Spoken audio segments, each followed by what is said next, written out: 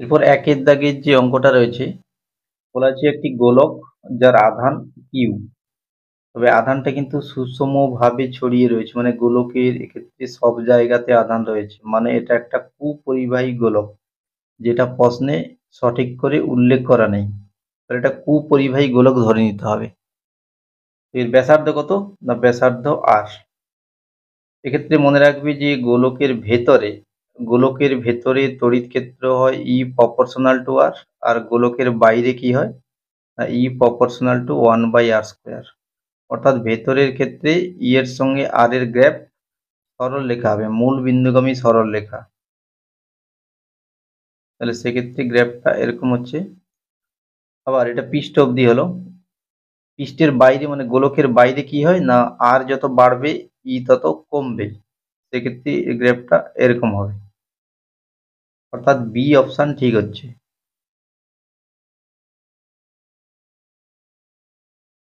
এবার দুইয়ের যে অঙ্কটা রয়েছে, অসীমে অবস্থিত একগুচ্ছ আধান যাদের সমষ্টি শূন্য নয় তাদের জন্য সমবিভব তলের আকৃতি কেমন হবে? আচ্ছা, অসীমে যদি আধান থাকে, এক বা একাধিক আধান থাকে, সেক্ষেত্রে তার জন্য বলরেখাগুলো পরস্পরের সমান্তরাল হবে। তো সেক্ষেত্রে সমবিভব তল কেমন হয় না এই বলরেখাগুলোকে লম্বভাবে ছেদ করে, অর্থাৎ সমতল হয়।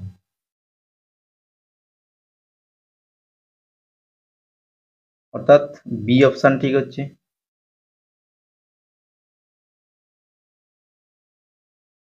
তিনেরটা বলছে একটি পরিবাহীর ভিআই বৈশিষ্ট্য লেখ হলো একটি অধিবৃত্ত। তাহলে ভিআই বৈশিষ্ট্য লেখ একটা অধিবৃত্ত। তাহলে ওহমের সূত্র মেনে চলে না মেনে চলে না? আচ্ছা, ওহমের সূত্র এ কিন্তু মেনে চলে না, কারণ ওহমের সূত্রে কি হয়, ভি সমান আই আর, ভি সমানুপাতিক আই হয়। তাহলে সেক্ষেত্রে গ্রাফটা একটা মূল বিন্দুগামী সরলরেখা হওয়ার কথা, আর যদি মূল বিন্দুগামী সরলরেখা না হয় সেটা ওহমের সূত্র মেনে চলে না। তাহলে এক্ষেত্রে ওহমের সূত্র মেনে চলে না, অর্থাৎ অপশন বি ঠিক হচ্ছে। মিটার ব্রিজের সুবেদিতা নির্ভর করে কিসের উপর? আচ্ছা, এক এক করে অপশানগুলো দেখে নিচ্ছি। ব্যবহৃত রোধের উপর, যে রোধ পরিমাপ করা হচ্ছে তার উপর, ব্যবহৃত গ্যালভানোমিটারের উপর, প্রদত্ত সব কটির উপর। এক্ষেত্রে কিন্তু প্রদত্ত সবকটির উপর হবে এটা, অর্থাৎ ডি অপশন ঠিক হচ্ছে। এরপর পাঁচের যে অঙ্কটা রয়েছে, একটি গ্যালভানোমিটারকে ভোল্টমিটারে রূপান্তর করতে হলে এর সঙ্গে যোগ করতে হবে। আচ্ছা, গ্যালভানোমিটারকে যদি ভোল্টমিটারে করতে হয় তাহলে এর সঙ্গে শ্রেণীতে উচ্চমানের রোধ যোগ করতে হবে, অর্থাৎ অপশন বি সঠিক হচ্ছে এক্ষেত্রে। এরপর ছয়ের যে অঙ্কটা রয়েছে, তিরস্চুম্বক পদার্থের চৌম্বক ভ্রামকের মান কত? না তিরস্চুম্বক পদার্থের চৌম্বক ভ্রামক পিএম কত হয়? না পিএম 0 হয়।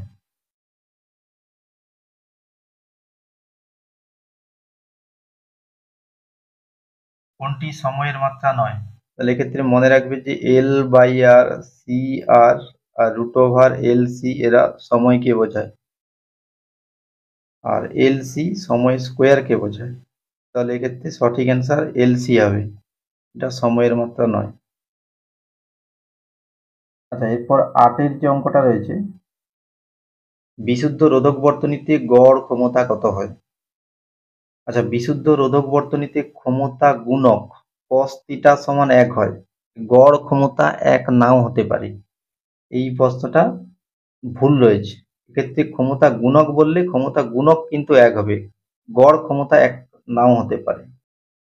এবার নয়ের যে অঙ্কটা রয়েছে, পয়েন্টিং ভেক্টর, তাহলে পয়েন্টিং ভেক্টর কোন রাশিটা পয়েন্টিং ভেক্টরকে বোঝায়?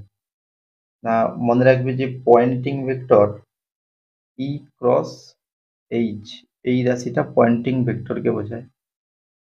আচ্ছা, এইচ এর সঙ্গে আবার বি এর কি সম্পর্ক? না বি সমান মিউ নট এইচ। তাহলে এইচ এর জায়গাতে যদি বি বসিয়ে নেই তাহলে বি বাই মিউ নট, তাহলে অপশন এ ঠিক হচ্ছে।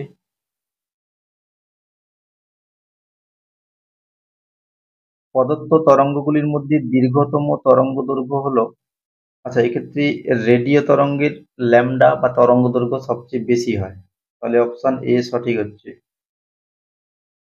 এরপর 11 দাগের যে অঙ্কটা রয়েছে, C1 C2 C3 যাদের মধ্যে C1 এর চাইতে C2 বেশি আবার C2 এর চাইতে C3 বেশি, এদেরকে সমান্তরাল সমবায়ে যুক্ত করা হচ্ছে। তাহলে তুল্য ধারকত্ব যদি সিপি হয়, আচ্ছা সিপির মানটা আগে লিখে নিই, সিপি কত হয়, এটা হয়।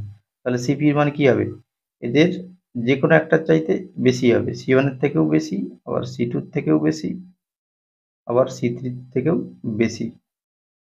অর্থাৎ অ্যাসাম্পশন কিন্তু ঠিক রয়েছে, তাহলে এ ঠিক রয়েছে। আচ্ছা রিজনে কি বলা রয়েছে না, 1/CP সমান 1/C1, না এটা তো শ্রেণী সমবায়ের সূত্র, তাহলে এটা ভুল রয়েছে। তাহলে এ ঠিক, বি ভুল, এ ঠিক আর ভুল, তাহলে এটা ডি সঠিক অপশন হচ্ছে।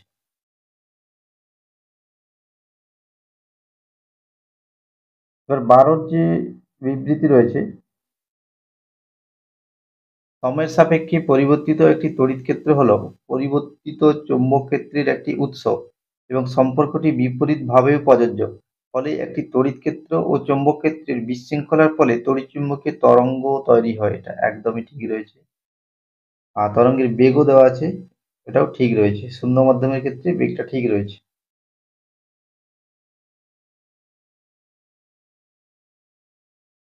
তাহলে এও ঠিক আরও ঠিক, কিন্তু এটা সঠিক ব্যাখ্যা নয়, তাহলে এক্ষেত্রে অপশন বি সঠিক হচ্ছে। এরপর 13 দাগের যে অঙ্কটা রয়েছে, এই 6 মাইক্রোফ্যারাডের ডান দিকের প্লেটে কত আধান বের করতে হবে, অর্থাৎ এই ডান দিকের এই প্লেটটাতে কি পরিমাণ আধান রয়েছে বের করতে হবে।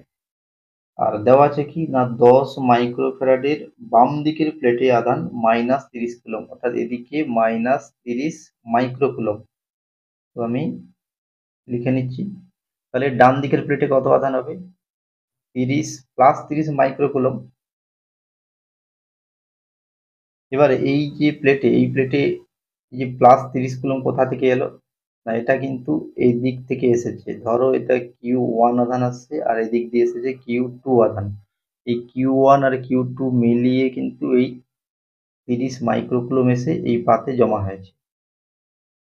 তাহলে একই রকম এদিকে কিন্তু মাইনাস, এখান থেকে Q1 আধান এসে এই প্লেটে প্রবেশ করেছে, একই রকম এদিকে Q2 আধান এসে এই প্লেটে প্রবেশ করেছে।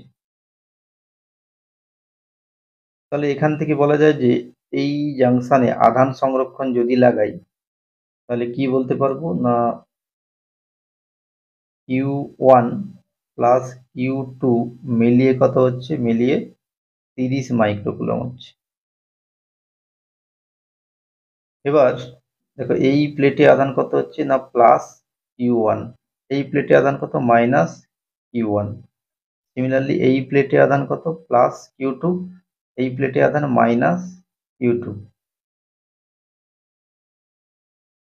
এবার এই ধারকের ক্ষেত্রে Q সমান CV সূত্র লাগাও, তাহলে Q1 সমান CV, সি এর মান কত না, ওই ধারকের ধারকত্ব 6 দেওয়া রয়েছে, তাহলে 6 মাইক্রোফ্যারাড, কিন্তু তাহলে মাইক্রোকে আর চেঞ্জ করছি না, আর ভি এর মান জানি না, ভি এর মানটা ভি ধরে নিচ্ছি।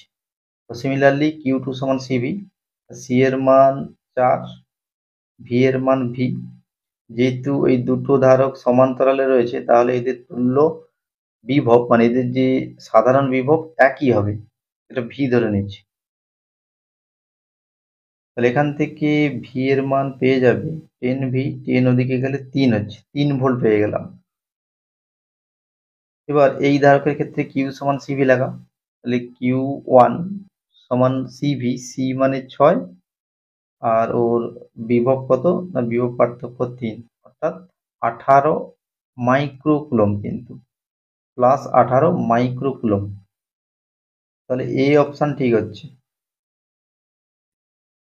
এরপর 14 দাগের যে অঙ্কটা রয়েছে, বলা আছে যে এ ও বি বিন্দুতে Q1 আর Q2 আধান রাখা আছে, তো এদের জন্য ও বিন্দুতে যে লব্ধি তড়িৎ ক্ষেত্র সেটা অতিভুজের সাথে লম্ব। এবার আমরা দেখে নিচ্ছি যে Q1 এর জন্য তড়িৎ ক্ষেত্র কোন দিকে হচ্ছে না, তড়িৎ ক্ষেত্রের দিক এই দিকে, তার মানটা যদি E1 হয়, E1 সমান কত হচ্ছে না Q1 by x1 square, CGS পদ্ধতি যদি ধরি। আর Q2 এর জন্য তড়িৎ ক্ষেত্র এদিকে হচ্ছে, সেটা যদি E2 হয়, E2 এর মান Q2 বাই x2 স্কোয়ার। এবার লব্ধি তড়িৎ ক্ষেত্র কোন দিকে হবে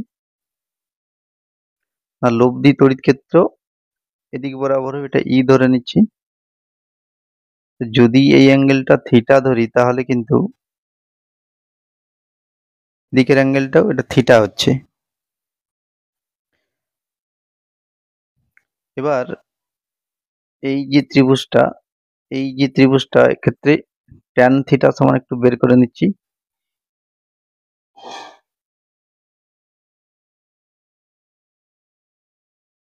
ট্যান থিটা সমান কি হয় না, ট্যান থিটা মানে লম্ব বাই ভূমি। তাহলে লম্ব বলতে এই যে দৈর্ঘ্য, এটা কিন্তু E2, তাহলে E2 বাই ভূমি, ভূমি E1, এটা ভূমি। এবার এদের মানগুলো যদি বসিয়ে নেই তাহলে E2 মান কত না, E2 মান Q2 বাই x2 স্কোয়ার। তাহলে Q2 বাই x2 স্কোয়ার। আবার E1 এর মান কত না Q1 বাই x1 স্কোয়ার। এবার একটু দেখে নিচ্ছি যে এই যে ত্রিভুজটা, উপরের যে ত্রিভুজটা, এই অ্যাঙ্গেলটা কিন্তু 90 মাইনাস থিটা। তাহলে এই অ্যাঙ্গেলটা কত হচ্ছে না, এই অ্যাঙ্গেলটা থিটা হচ্ছে। তাহলে এবার ত্রিভুজ যে এ ও বি,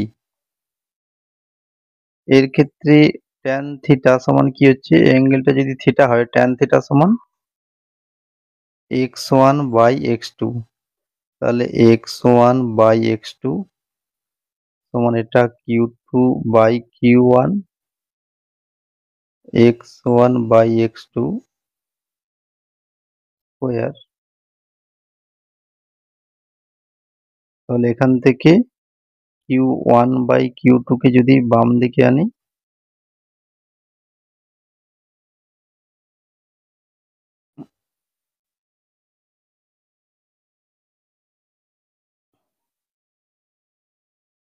তাহলে এটা সরল করলে x1 বাই x2, অর্থাৎ এক্ষেত্রে অপশন সি ঠিক হচ্ছে। এরপর 15 দাগের যে অঙ্কটা রয়েছে, এক্ষেত্রে গ্যালভানোমিটারের তড়িৎ প্রবাহ কত বের করতে হবে। আচ্ছা, আগে দেখে নেব যে এটা নিস্পন্দ অবস্থায় রয়েছে কিনা।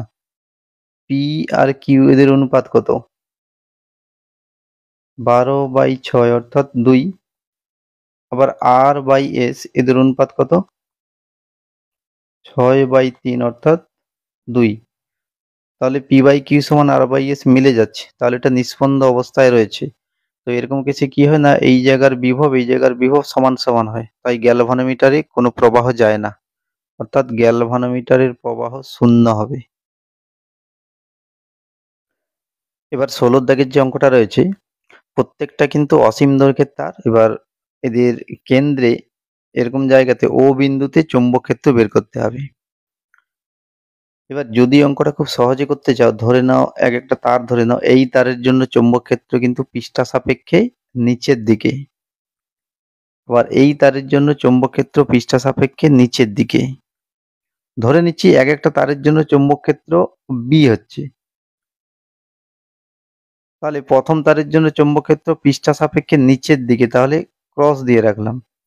আর দ্বিতীয়টার জন্য এটার জন্য কি হচ্ছে, এটাও পৃষ্ঠা সাপেক্ষে নিচের দিকে, তাহলে এটাও ক্রস দিয়ে রাখলাম। তাহলে মোট চৌম্বক ক্ষেত্র দুটোর জন্য যোগ হবে, কিন্তু এটার জন্য দেখবি যে চৌম্বক ক্ষেত্র পৃষ্ঠা সাপেক্ষে উপরের দিকে, তাহলে এটার জন্য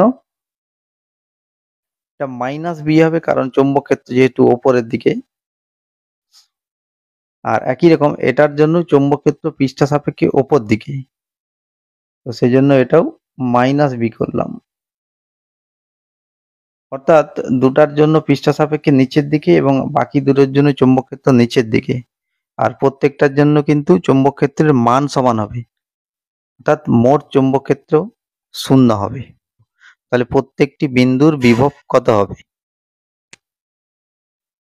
এরপর 17 দাগের যে অঙ্কটা, ফোঁটার অঙ্ক রয়েছে। একটা বড় ফোঁটাকে 27টা ছোট ছোট বিন্দুতে ভাঙা হলো। তাহলে প্রত্যেকটি ওই বিন্দুর মানে ছোট ফোঁটার বিভব কত হবে। আমি সূত্রটা লিখে রেখেছি, এই V2 কিন্তু বড়টার বিভব আর V1 কিন্তু ছোটটার বিভব। এদের মানগুলো শুধু বসিয়ে নাও। V2 র মান 90 আর n মানে কটি ফোঁটা না 27টি, আর V1 বের করতে হবে। তাহলে 27 মানে তো 3 এর কিউব,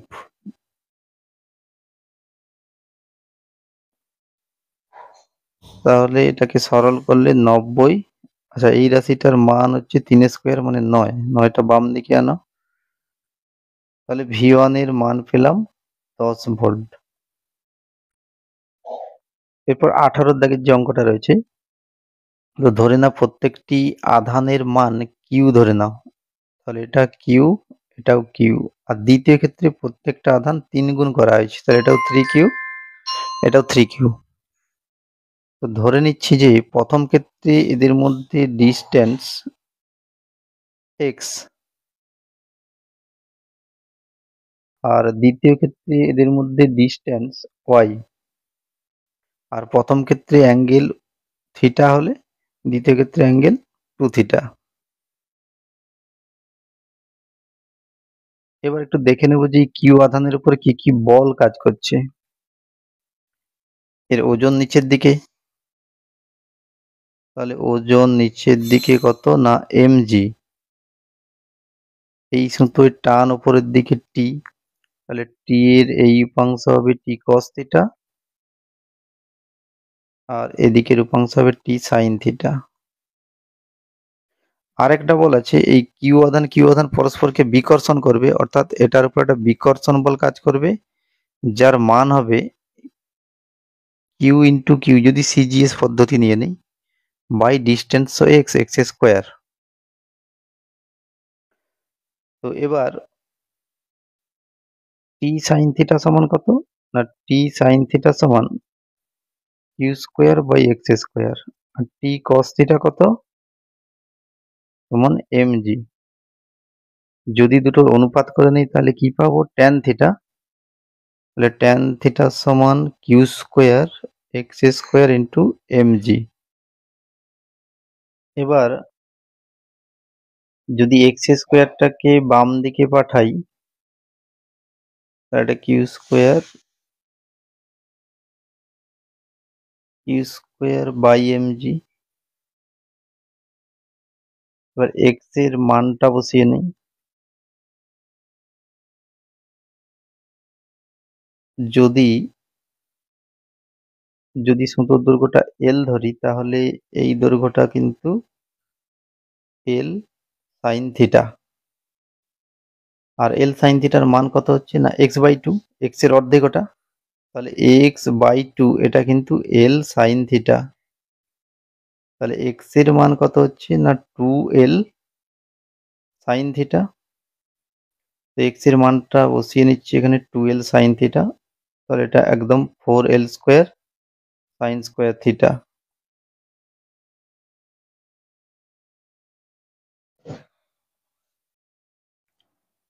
এবার একটু দেখে নেব যে উভয় ক্ষেত্রে কোন রাশিগুলো একই রয়েছে। দেখো সুতোর দৈর্ঘ্য কিন্তু একই রয়েছে, তাহলে এল স্কোয়ার উভয় ক্ষেত্রে একই, তাহলে এল স্কোয়ার ধ্রুবক। আবার mg যে ভরটা ঝোলানো রয়েছে তার তো ভর একই আছে, তাহলে mgও কিন্তু ধ্রুবক। তাহলে এখান থেকে বলা যায়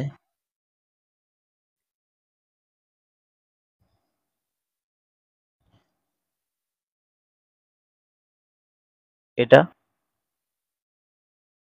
এবার দুই ক্ষেত্রে যদি অনুপাত করে নিই, তাহলে প্রথম ক্ষেত্রে ট্যান থিটা, দ্বিতীয় ক্ষেত্রে সাইন স্কোয়ার থিটা বাই, এই প্রথম ক্ষেত্রে সাইন স্কোয়ার থিটা বাই দ্বিতীয় ক্ষেত্রে কিন্তু থিটার মানটা 2 থিটা, আবার এক্ষেত্রে এটা সাইন স্কোয়ার 2 থিটা।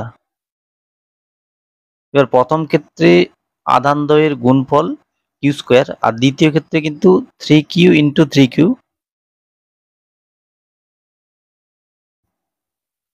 এটা অর্থাৎ এটা 1/9 হচ্ছে। এবার এক এক করে অপশান গুলো একটু মিলিয়ে নাও। যদি এ এর অপশানটা দেখি, এ এর অপশানটা থিটার মান মানে প্রাথমিক অ্যাঙ্গেল 30 ডিগ্রি, তাহলে এই সমীকরণ 30 ডিগ্রি বসিয়ে দেখি, যদি 1 9 মিলে যায় তাহলে কিন্তু তাহলে ওটাই সঠিক অপশন হবে। তাহলে tan 30 ডিগ্রি, আমি একদম মানগুলো বসিয়ে নিচ্ছি। তাহলে tan 30 ডিগ্রি 1/√3, আবার সাইন স্কোয়ার 30 ডিগ্রি, তাহলে সাইন 30 মানে 1/2, তাই স্কোয়ার করলে 1/4।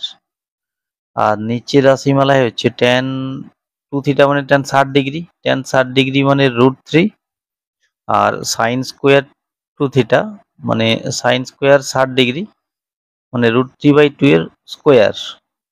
তাহলে √3/2 স্কোয়ার করলে 3/4। এটার মান কত হচ্ছে দেখো, এটার মান তাহলে 1/4√3 উপরে, আর এটা 4/3√3। তাহলে 4 আর 4 কেটে যায়, তাহলে 4 4 কেটে গেলে হচ্ছে 1/9, অর্থাৎ এটাই মিলে যাচ্ছে। তাহলে এই অপশনটাই সঠিক রয়েছে। এরপর 19-এর যে অঙ্কটা রয়েছে, 10 মাইক্রোফ্যারাডের একটা ধারক, এটাকে 50 ভোল্ট বিভবে আহিত করা হয়েছে। তো এটার সঙ্গে দ্বিতীয় ক্ষেত্রে কি করা হয়েছে না, দ্বিতীয় ক্ষেত্রে এর সঙ্গে একটা সমান্তরালে ধারক যোগ করা হয়েছে, যা ধারকত্বের মান জানা নেই। তাহলে এদের সাধারণ বিভব কত হয়েছে না, সাধারণ বিভব হয়েছে 20 ভোল্ট। তাহলে এক্ষেত্রে সি এর মান কি হবে? আচ্ছা, সাধারণ বিভবের কি সূত্র হয় না, C1 V1 C2 V2 by C1 plus C2। তাহলে যদি মানগুলো শুধু বসিয়ে নেই, C1 মানে কত, C1 মানে প্রথমটির ধারকত্ব 10, V1 মানে কত, প্রথমটির বিভব 50। আর দেখো দ্বিতীয় যে ধারকটা, এটা তো অনাহিত, তাহলে এতে কিন্তু এর বিভব 0। তাহলে 10 প্লাস C2 মান C। আর এই সাধারণ বিভবের মান কত না, মান বলছে 20। তাহলে 20 সমান 500/10 প্লাস C। তাহলে এখান থেকে 10 প্লাস C যদি বাম দিকে করি, এটা 25, এখান থেকে C হচ্ছে 25 মাইনাস 10, তাহলে 15 মাইক্রোফ্যারাড।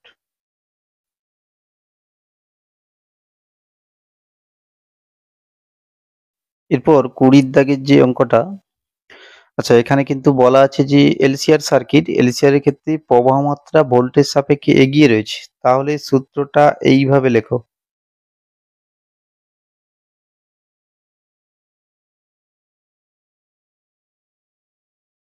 থিটার মান 45 ডিগ্রি বসালে tan 45 এর মান 1।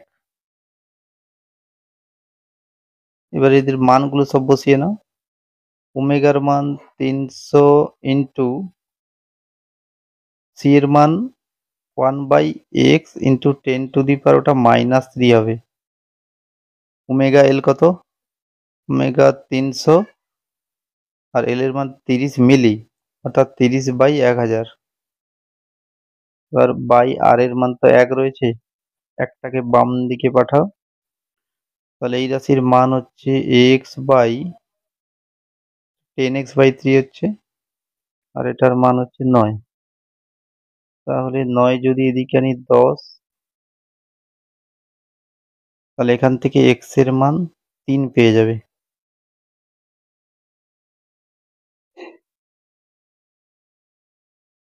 এরপর 21-এর দাগের যে অঙ্কটা রয়েছে, মোট তড়িৎচালক বল কত হবে, মানে তুল্য তড়িৎচালক বল কত হবে। তো তুল্য তড়িৎচালক বলের যে সূত্র, সেটা যদি লাগিয়ে নেই,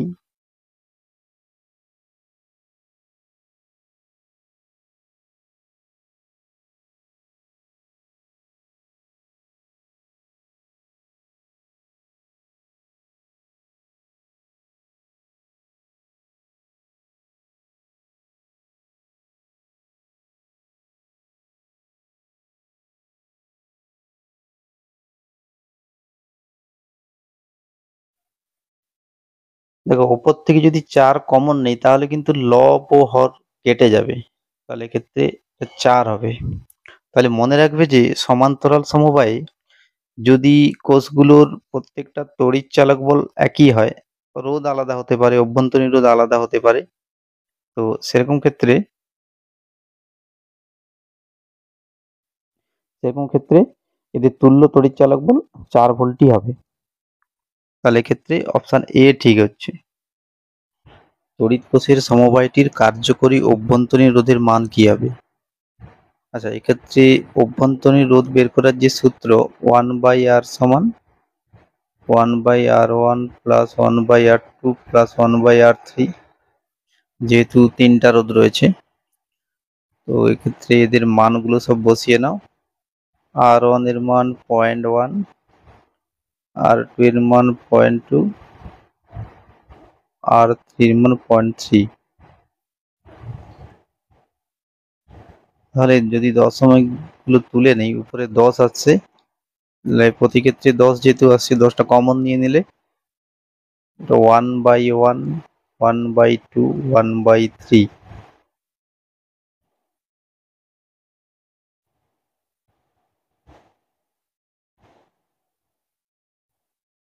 তাহলে এক্ষেত্রে 1/r সমান কত হচ্ছে 10 ইন্টু, তাহলে এখান থেকে পেয়ে যাবে r সমান 6/10 ইন্টু 11, অর্থাৎ 6/110। তাহলে এর মান হচ্ছে প্রায়,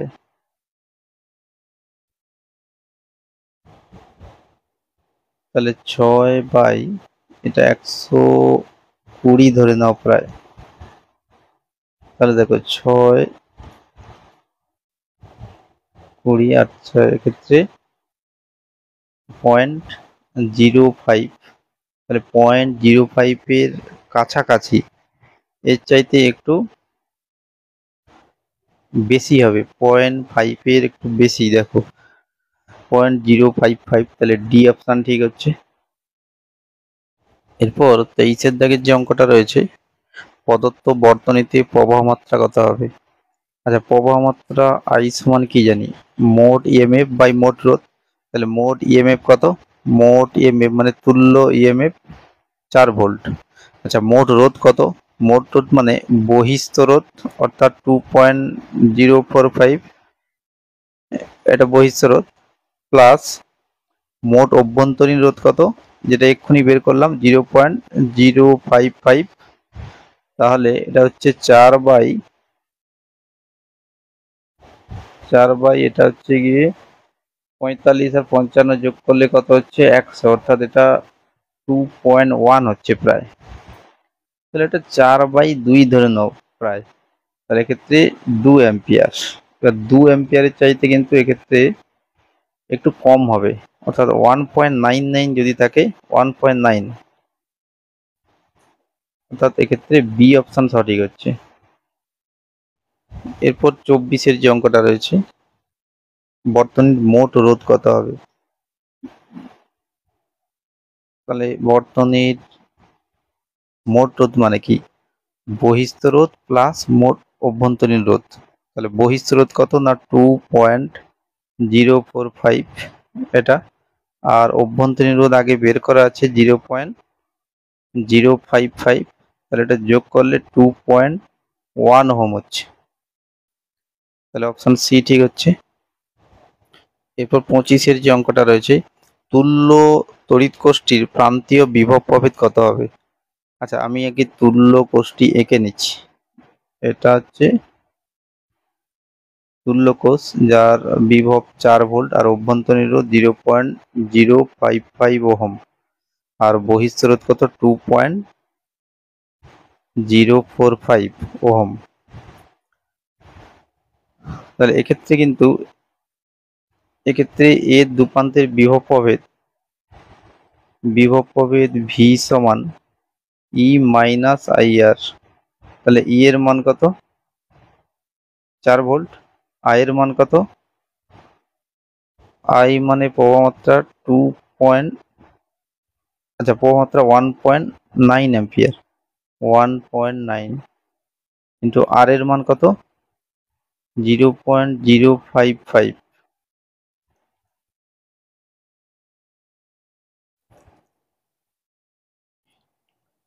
তাহলে এটা 4 মাইনাস, যদি এটা গুণ করি, আচ্ছা এটাকে কাছাকাছি 2 ধরে নাও, 2 ইন্টু 0.05 ধরে নাও এটাকে। তাহলে 4 মাইনাস, এটা গুণ করলে কত হচ্ছে 0.1, তাহলে এটা নিয়ারলি ইকুয়াল টু হবে 3.9, তাহলে 3.9। তাহলে এক্ষেত্রে ডি অপশনটা ঠিক হচ্ছে।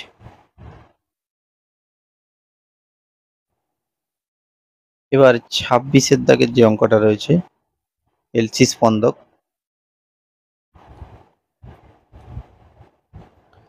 এলসি স্পন্দকের স্বাভাবিক কম্পাঙ্ক কত হয়? না, স্পন্দকের স্বাভাবিক কম্পাঙ্ক হয় 2π√LC। তাহলে এই অপশন ঠিক হচ্ছে। 27-এর যে অঙ্কটা রয়েছে, অনুনাদের ক্ষেত্রে পরিবর্তী তড়িৎচালক বল ও পরিবর্তী প্রবাহের মধ্যে দশা পার্থক্য কত? না, এক্ষেত্রে সমদশায় থাকে, অর্থাৎ দশা পার্থক্য থিটার মান 0। এরপর 28-এর যে অঙ্কটা রয়েছে, আচ্ছা কারেন্ট দেওয়া আছে আর ভোল্টেজ দেওয়া আছে, এক্ষেত্রে কারেন্টের শীর্ষমান কিন্তু 1/√2, আবার ভোল্টেজের শীর্ষমান কত হচ্ছে, এটা 1/√2, আর দশা পার্থক্য কত? থিটার মান π/3। তাহলে কি বের করতে হবে? বর্তনীর গড় ক্ষমতা। আচ্ছা গড় ক্ষমতা সমান কি হয়? না, half v0 I0 cos theta. তাহলে 1/√2, 1/√2, আচ্ছা cos থিটা মানে cos 60 ডিগ্রি, cos 60 ডিগ্রির মান মানে 1/2। তাহলে এটা হচ্ছে 1/8, 1/8 ওয়াট। তাহলে ডি অপশন ঠিক হচ্ছে। এরপর 29-এর যে অঙ্কটা রয়েছে, আমরা জানি যে যে কোনো বর্তনীতে, এসি বর্তনীতে ক্ষমতার রাশিমালা কি হয়? না, half v0 I0 cos theta. আচ্ছা এক্ষেত্রে v0 I0 মানে কি? I0 মানে v0/z, আর z এর মান কিন্তু r হয়। আবার cos থিটা কত? অনুনাদি অবস্থায় cos থিটা ক্ষমতা গুণকের মান 1 হয়। তাহলে v0²/2r, অপশন এ ঠিক হচ্ছে। এরপর 30-এর দাগের যে অঙ্কটি রয়েছে, একটি এলসি সংযোগের ক্ষেত্রে এল এর মান দেওয়া রয়েছে এত হেনরি, আবার সি এর মান দেওয়া রয়েছে 25 মাইক্রোফ্যারাড, আর রোধের মান 0, মানে এলসি সার্কিট। তাহলে অনুনাদি কম্পাঙ্ক কত? আচ্ছা অনুনাদি কম্পাঙ্কের সূত্র কি হয়? 1/2π√LC। তাহলে 1/2π, এল এর মান কত?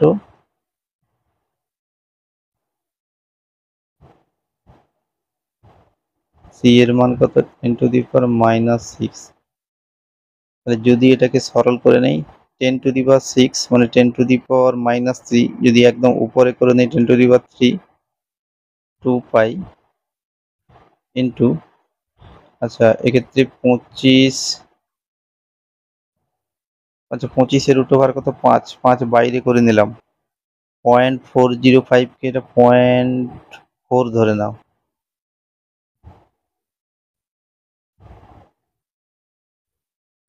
তাহলে 0.4 মানে 4/10 ধরা যায়।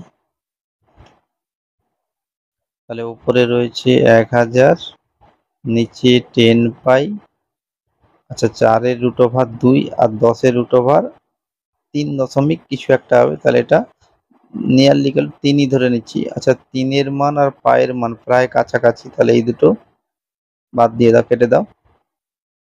তাহলে আর এই 10-এর একটা শূন্য, এর একটা শূন্য যদি কেটে দিই, তাহলে প্রায় 100/2, অর্থাৎ 50-এর কাছাকাছি যে মান আছে সেই মানটা নেবে। তাহলে এক্ষেত্রে এর অপশনটাই রয়েছে, একদম 50 আরজি রয়েছে। এরপর 31 থেকে 35 যে অঙ্কগুলো রয়েছে আমি একদম মিলিয়ে দেখিয়ে দিচ্ছি। স্থির চৌম্বক ক্ষেত্রের জন্য তড়িৎবাহী তারের উপর ক্রিয়াশীল বল এটা ফ্লেমিং এর বাম হস্ত নিয়ম, তাহলে এটা বি হচ্ছে, তাহলে এটা ঠিক হচ্ছে। আর দুয়েরটা বলছে তড়িৎবাহী তারের সন্নিহিত চুম্বক শলাকার বিক্ষেপ। আচ্ছা, চুম্বক শলাকার বিক্ষেপ এটা অ্যাম্পিয়ারের সন্তরণ নিয়ম থেকে বোঝা যায়, তাহলে দুইয়েরটা সি মিলবে। আর তড়িৎবাহী তারের সন্নিহিত বিন্দুতে চুম্বক বলরেখার অভিমুখ। আচ্ছা, বলরেখার অভিমুখ কিন্তু জানা যায়, এটা ডান হাতের মুষ্টি নিয়ম থেকে জানা যায়। এটা এটা মুষ্টি থাকলে বেটার হতো।